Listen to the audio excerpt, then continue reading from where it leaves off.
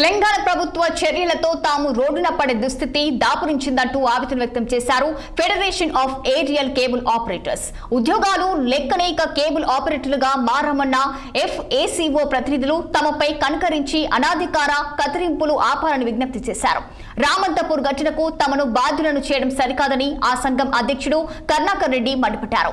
ఇక లో లెవెల్లో విద్యుత్ వైర్లు వెళ్లడం వల్ల విద్యుదాఘాతం సంభవించిందని తెలిపారు. సంబంధిత శాఖలపై చర్యలు తీసుకోకుండా ఏకపక్షంగా తమపై కక్ష సాధింపుల వ్యవహరించడం బాధాకరమన్నారు కరుణాకర్ రెడ్డి.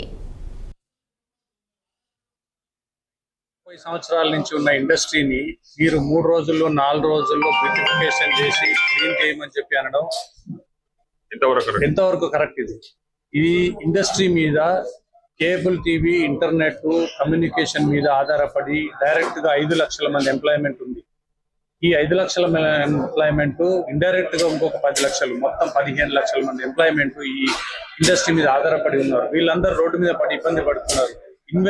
చేసిన ఇన్వెస్ట్మెంట్ అంతా రోడ్డు పాలవుతుంది. దీనికి మీరు గవర్నమెంట్ చెప్పినట్టు 2 లక్షల కొత్త ఎంప్లాయ్మెంట్ కాకుండా మీరు 5 లక్షల మంది ఎంప్లాయ్మెంట్ రోడ్డు పాలిస్తున్నారు. కాబట్టి మేము అనేది ఒకటే, మా డిమాండ్స్ ఒకటే. చర్చలకు రండి, కూర్చుందాం, మాట్లాడదాం.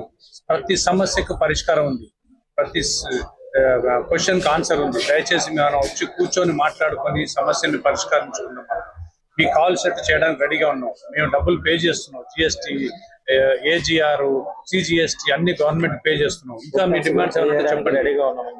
పోల్ మీద కాకుండా మీరు ఏ విధంగా డక్ట్ ఇస్తారా ఇవ్వండి. డక్ట్లు అండర్ గ్రౌండ్ డక్ట్ ఇస్తే మేము వేసుకొని క్లీన్ గా చేయడానికి రెడీ ఉన్నాం.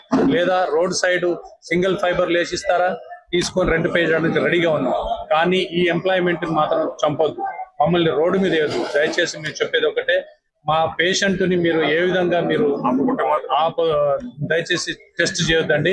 గవర్నమెంట్ కు మా యొక్క రిక్వెస్ట్. ఎన్నో సార్లు, దగ్గర 10 సార్లు కలిసాం డిప్యూటీ సీఎం గారిని, అదేవిధంగా CMD గారిని కలిసాం, వేరే మినిస్టర్స్ కలిసాం. ఏ విధమైన రెస్పాన్స్ లేదు. ఎన్ని రోజులు ఇట్లా కట్ చేసుకుంటూ పోతారు? మీరు హైదరాబాద్ ని డెవలప్ కాదు, నాశనం చేస్తున్నారు. గుర్తుపెట్టుకోండి, డిస్ట్రాయ్ చేస్తున్నారు మీరు.